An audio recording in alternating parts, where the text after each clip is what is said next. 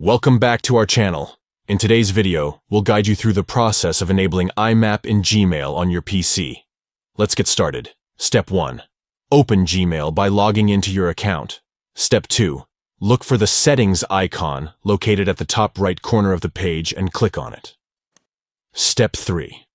From the drop-down menu, select See All Settings to access the Gmail settings. Step 4. On the top menu, click on Forwarding and Pop IMAP to access the email forwarding and IMAP settings. Step 5.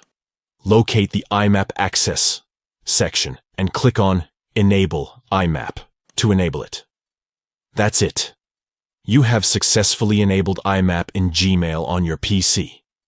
Now you can access your Gmail emails through IMAP on your preferred email client. Thanks for watching this tutorial. Make sure to subscribe to our channel for more helpful videos like this. Stay tuned for our next video.